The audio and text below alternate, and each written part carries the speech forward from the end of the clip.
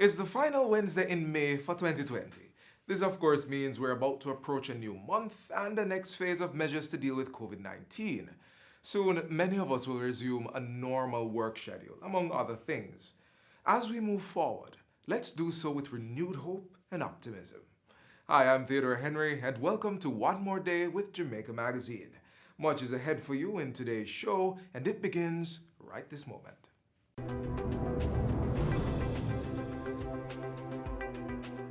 We really need to cut the hate and work together as a country, as communities to overcome.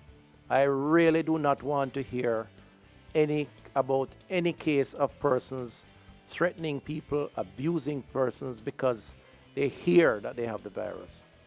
And also for healthcare workers, we don't want to hear that we are also not cooperating with our healthcare workers.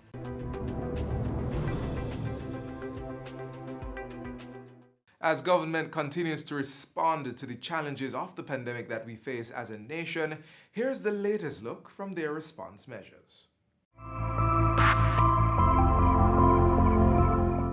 It has now been 11 weeks, 78 days, since our first COVID-19 confirmed case in Jamaica. We now have 564 confirmed cases. We have seen an acceleration in recoveries, with 238 recoveries to date, with over 100 in the last week. Unfortunately, we have had 9 deaths to date, and we now report 1 person critically ill. Therefore, there are currently 309 active cases. At this point in the progression of the epidemic, the number of active cases, that is, the number of persons who still have the virus, is a more meaningful measure than the total number of confirmed cases. Presently, the reproductive rate of the virus in Jamaica, our R0, is estimated to be about 0.8. Effectively, you could say that 1 infected person infects 1 other person on average. As a result of the evidence, that is the trending down in active cases and our reduced R0, we have gradually been relaxing some of our control measures. Please note, however, that if our numbers start to rise significantly, we will tighten up again. I'm pleased to report that the disembarkation of over 1,024 ship workers from the Royal Caribbean cruise ship, the Adventure of the Seas, was successfully completed yesterday afternoon at the Falmouth Pier. This brings to just under 1,500 Jamaicans being returned to date using the controlled re-entry program. At present, 19 Jamaicans from the Royal Caribbean vessel have been placed in isolation, having been tested positive for COVID-19, while 624 persons have been released into home quarantine following their negative results. 2 more cruise ships from the Norwegian Cruise Line with 174 Jamaican crew members and the Carnival Cruise Line with 240 Jamaican crew members are currently docked in Falmouth. A Disney Cruise Line vessel is also tentatively slated to berth on May 29th with more than 400 Jamaican crew members. The Carnival ship also has 180 Colombian nationals who will be transported via a secured corridor to a waiting charter flight at the Sangster International Airport to be flown back to Colombia. We're now deploying the same protocols and logistics that we utilized for the Royal Caribbean ship more broadly to facilitate the return of the over 8,000 Jamaicans who have applied to return on the JAM-COVID system. In addition, approximately 220 Jamaicans, including 40 involuntarily returned Jamaicans, are scheduled to return by air over the next 7 days.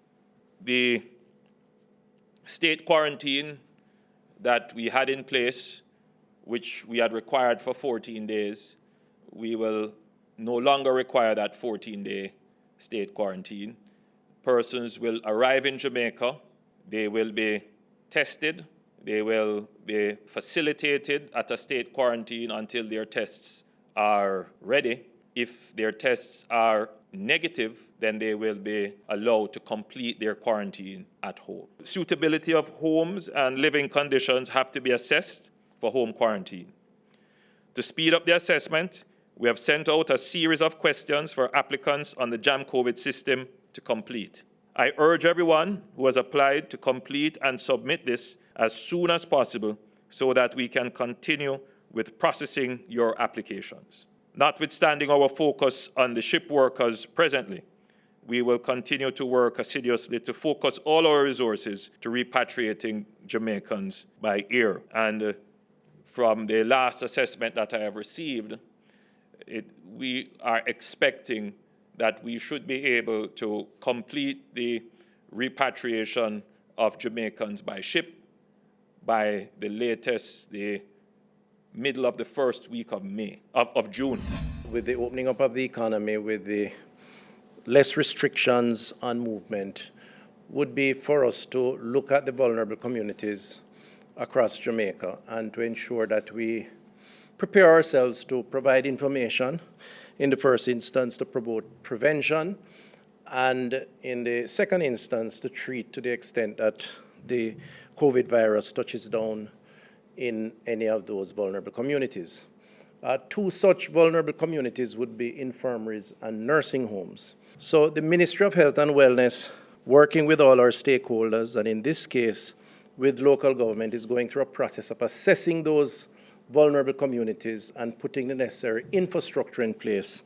Testing at the island's infirmaries was initiated, as said earlier, as part of this overall strategy, and this will continue. We have so far tested 6 of 14 infirmaries island-wide, and we're expecting to get the results of the samples that have been taken within the next couple of days. In terms of nursing homes and an update around nursing homes, another vulnerable community, the ministry has now assembled the inspection team for the island's nursing homes. Since March 2020, 118 nursing homes have been inspected together with 3 hospitals. 85 of the nursing homes have returned satisfactory results, 33 not satisfactory. We are currently awaiting information from 13 additional facilities. A detailed status report will be provided to the country in terms of the nursing homes.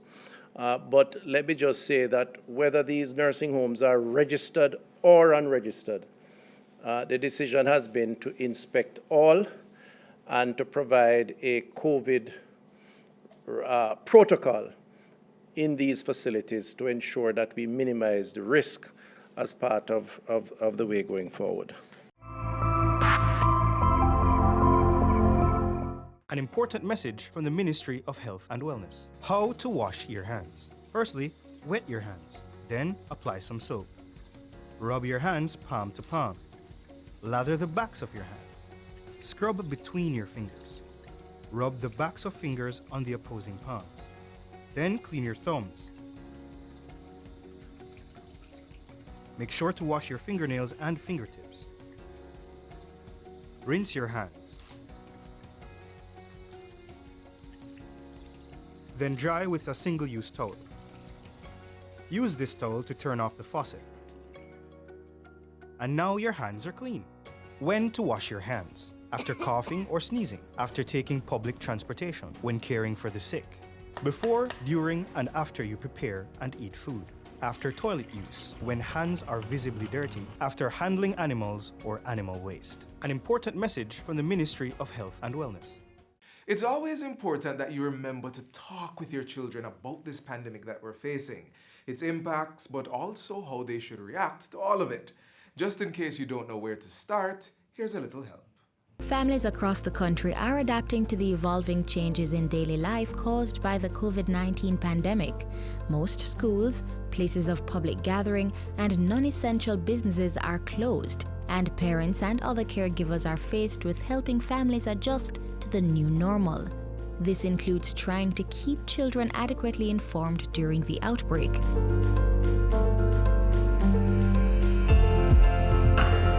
If you want to know how you can ensure that your children are equipped with the right amount of information they need about COVID-19, follow these next steps.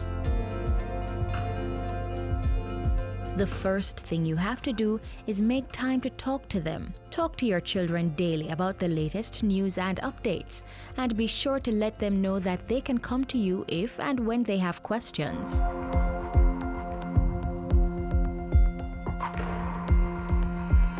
When talking to children, ensure that you use words and sentences that are most suitable for their age group. This is the only way to ensure that the child receives and understands the information being shared.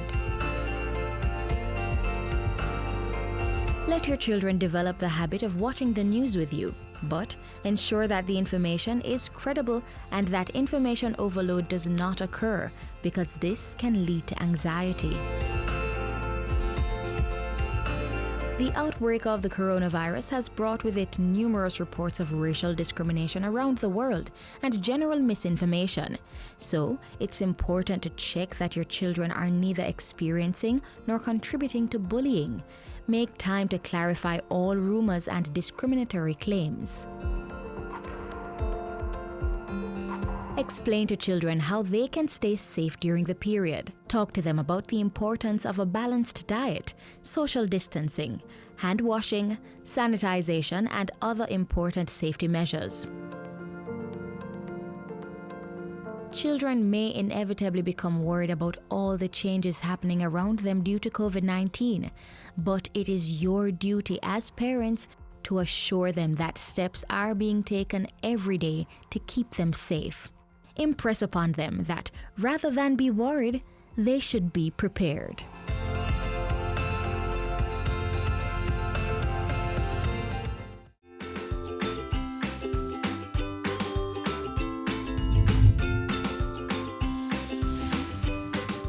While the virus has changed the way many children do things, the outcomes remain the same.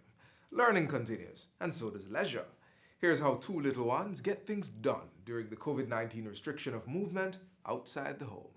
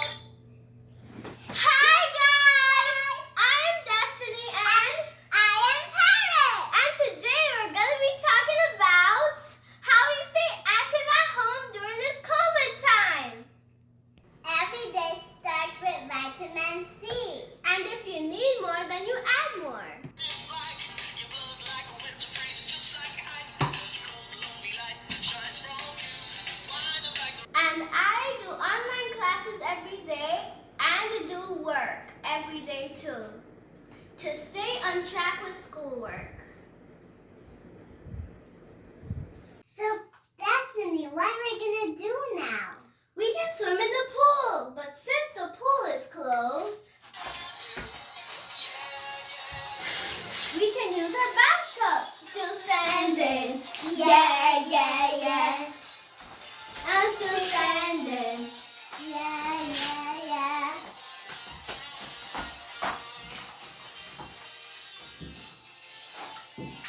Tell us, what do you do to stay active during this COVID time?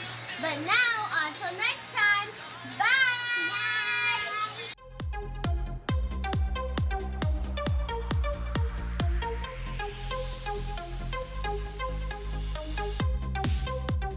This month, as we continue to celebrate our children, we turn our attention to those who are a little different, but still the same. Here's the story of one child who's physically challenged but unbroken in her zeal to win. My name is Nastasia Edwards. I'm 14 years old. I attend the Immaculate Conception High School, and I'm currently at the Sir John Golding Rehabilitation Center. I'm here because of a car accident that occurred on the 14th of October, leaving me paralyzed from the waist down.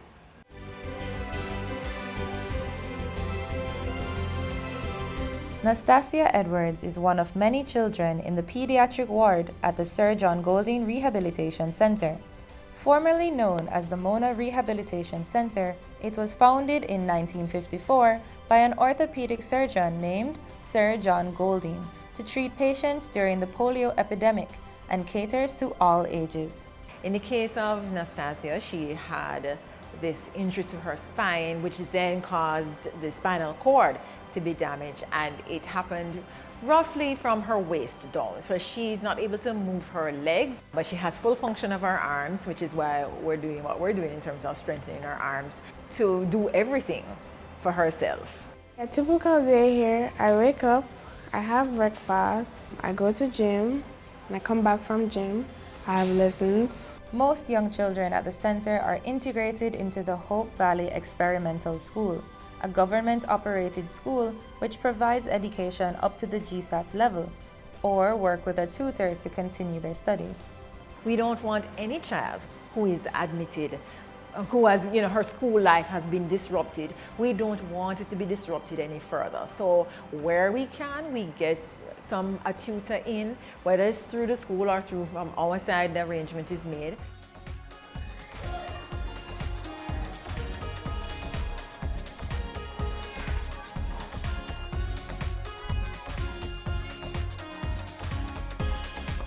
She's on the cushion, and now she's going to push up on the blocks.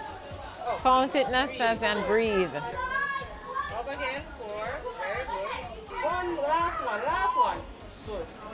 Awesome. So, in terms of what we do for her in physiotherapy, we ensure that she's strong enough to be able to lift up herself in the chair, to push the wheelchair, and that requires even a special technique, but it also requires strength. But when she first came to us, Nastasia could barely push a wheelchair. She could barely sit up, but she tolerates so much more now. She's sitting up and balancing, and she is doing really, really well. Gym is hard work because I want to be back on my feet.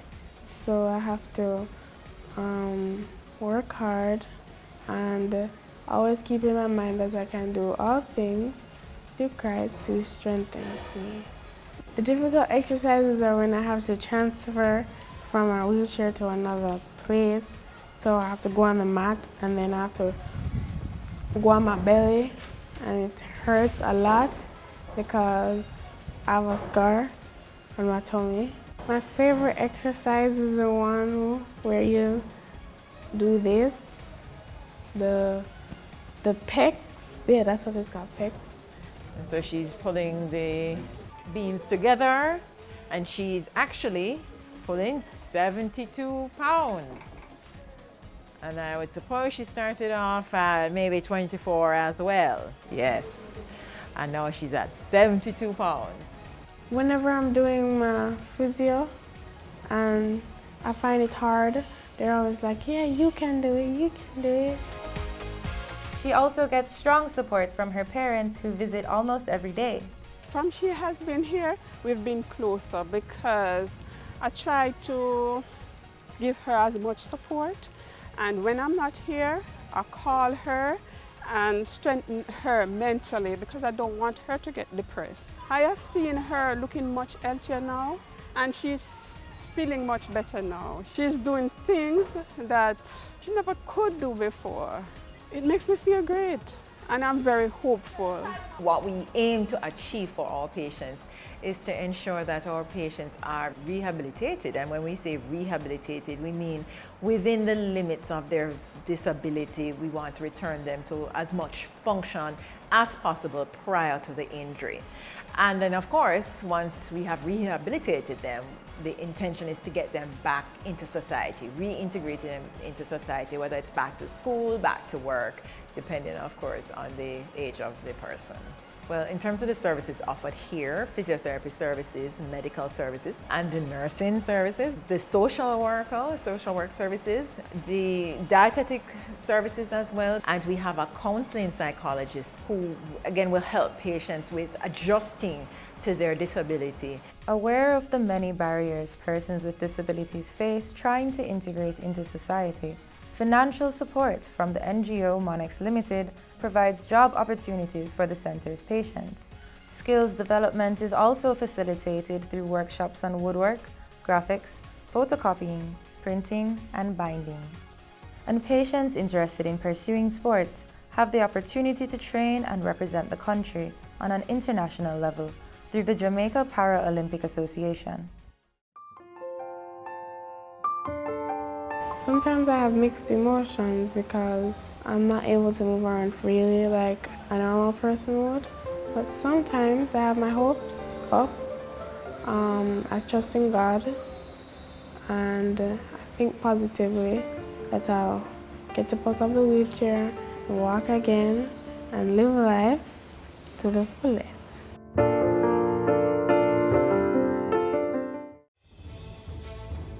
Water is precious. So we encourage everyone to practice the 4 R's of water conservation.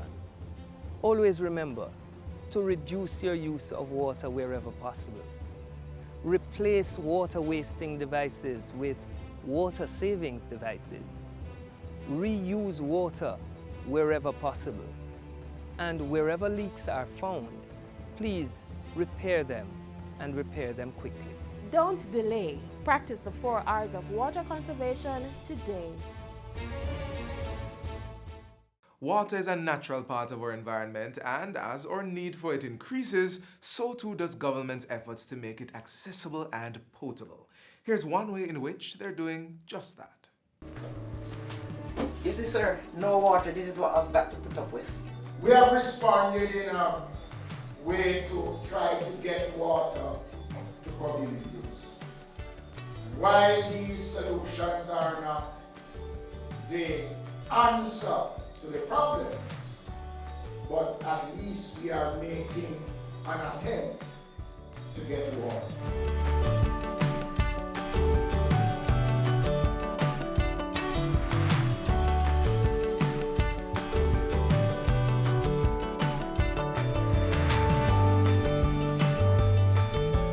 This water shop ground was broken in 2016, and it actually was brought into operation November 16, 2017. This water shop presently serves approximately 60 people per week and dispense about 8,000 gallons of water on a weekly basis. The Pennant's Water Shop is the first such facility to be established in the country. More than 3 years later, the Ministry of Local Government and Community Development has commissioned into service over 7 water shops across the island.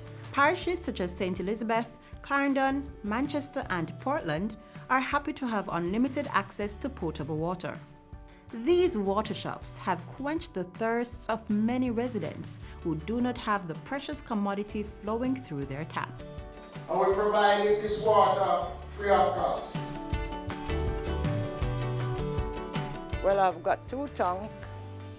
I don't drink the tank water. My husband, sometimes we went on the road to get water, but since this water is here, we fetch the water from here for drinking.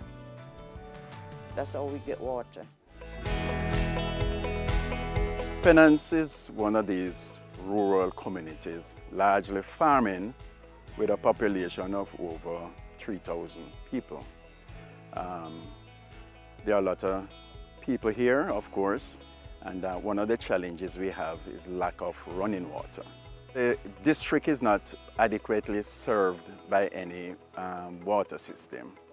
There was once upon a time that water came from the northern side of the parish, but because of the increase in population, we get water here just every now and again, a little trickle. It's really rainwater that suffices the citizens, and the river. There's a river nearby that they also use for washing and other purposes. I appreciate it that the water shop is here. We can come and catch water when we want, drink water. So at this point in time, I think that this is probably the only reliable source of potable water for the citizens of Penance and the surrounding communities. It's Crooked River, Prospect, Main Ridge, Mullet Hall, Dank Savoy, Summerfield, Beckford Crawl, Iron Gate, Blackwoods. In fact, almost all the communities surrounding Penance, we have residents using this water shop. This water is bought from the NWC system. It's treated water, and then when it comes here, it's again treated. So it's chlorinated from the NWC system, and then it is filtered here. So what you have is proper drinking water being dispensed at this facility. Tastes good because you cannot taste no chlorine in it. It's just crystal clear and drink very light. I drink this water and I don't put it on the fridge. I just catch it, put it down, and I just drink when I want water to drink. It tastes good. Most people really appreciate the services being offered here. Of course, they will also tell you that they would prefer for the water to be come directly to their homes, and they are willing to pay for it. So this water shop really wasn't intended to be the end in itself. The long-term plan, of course, is to have a proper water source and water piped to the individual homes, wherein it is metered and paid for.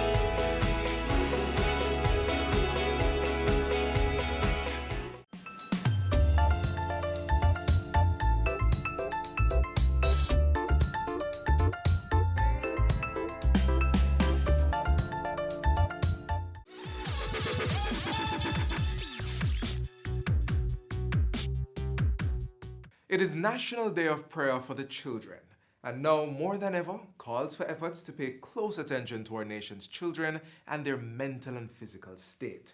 But while you observe the day, praying for them to live their best lives, here are some tangible ways that you can help to support tomorrow's future. Number one, if possible, see how you can assist children in internet-deprived areas by providing them with access to educational or school-related work materials. Number two, talk to children about how they're adjusting to the changes brought on by COVID-19 and why they have to adjust to begin with, just to get an understanding of their mental state. Number three, if you're a parent, in those little downtimes, ask your child what he or she would like to do.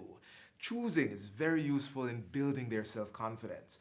But of course, if they want to do something that is not okay with the rules of social distancing, then now is a chance to talk to them about that. And number four, just stay in touch virtually with other children you may know. Keeping a strong support network and socializing plays an important role in regulating their moods, and it helps them to stay grounded. Remember, we're building strong systems, strong children for a stronger Jamaica, where all can live, work, raise their families, and do business.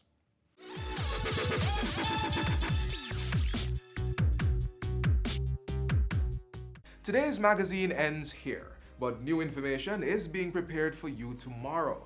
But in the meantime, if you missed anything from this show, you can watch the recap by visiting our YouTube channel. Also, keep up with the JIS by visiting our website and follow us on our Facebook, Instagram, or Twitter pages. From all of us here at the JIS, I'm Theodore Henry. Stay safe and see you soon. This has been a production of the Jamaica Information Service, the voice of Jamaica.